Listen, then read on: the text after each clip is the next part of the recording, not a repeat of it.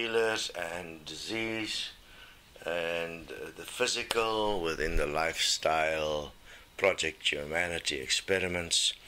Many of these experiments you've already been doing throughout your life. You just haven't put 1 + 1 together to get to 2. You have lived mostly in fear and in superstition.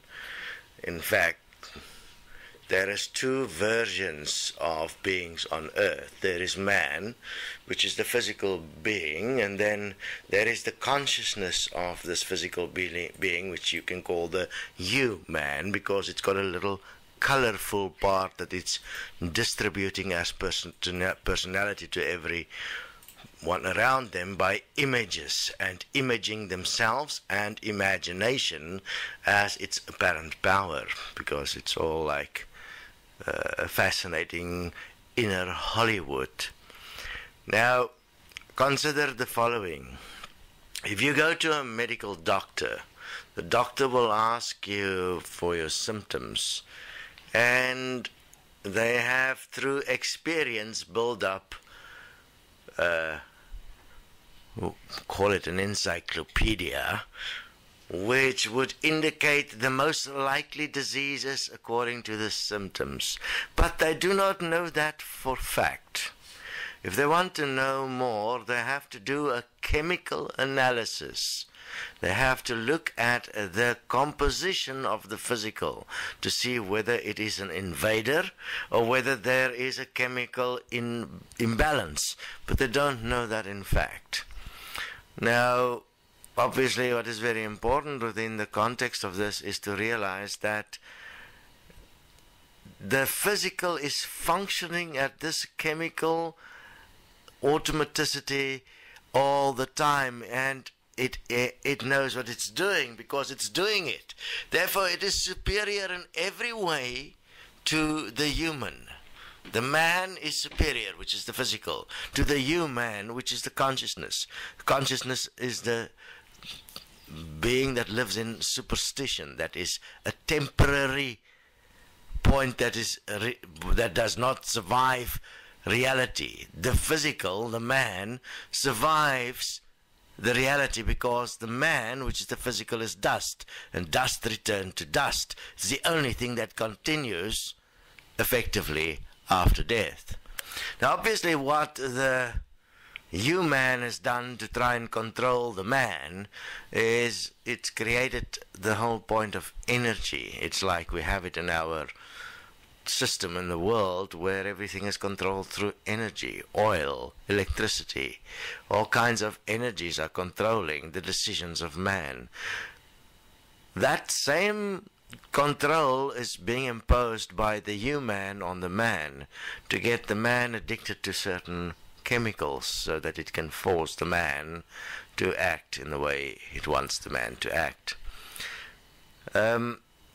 One will have to do some experimenting here and have a look at how you're going to get to some real truth about who is really superior here, the man or the human.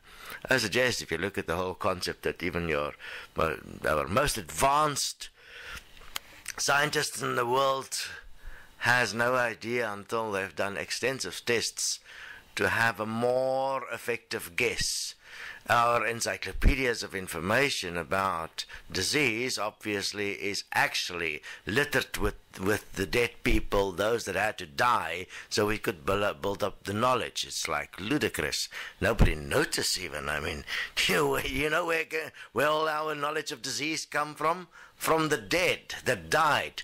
We are one massive Holocaust happening the whole time in the so-called name of medical research, because people are dying all the time, and if you can't help them, you just wash your hands of it.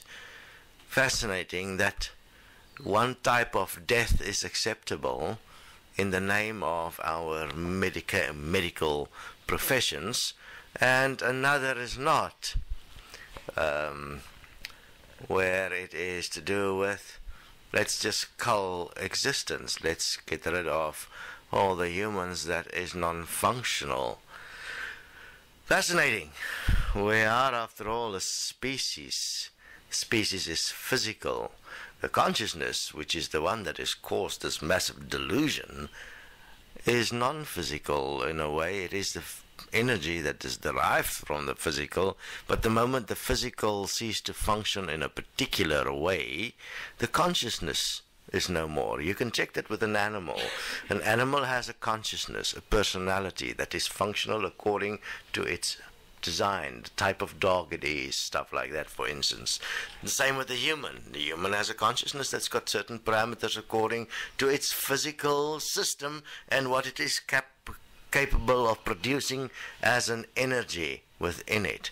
Obviously, within all of this, there is this idea of grandeur that has become part of the human instead of self-honest reflection on what are you really dealing with here.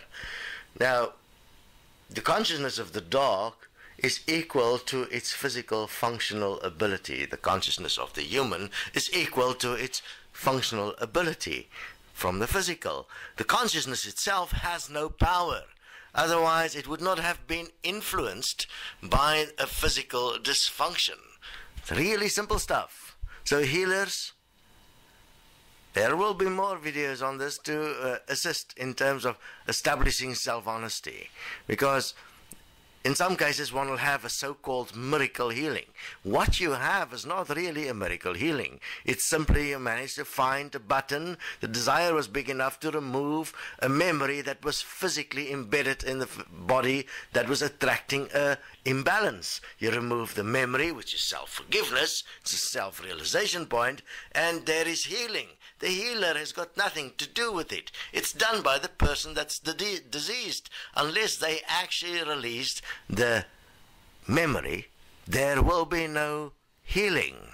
Healing is always self-healing unless one adds a chemical, because there's an imbalance as a temporary bridge to support oneself to realize your dysfunction in the way you are existing.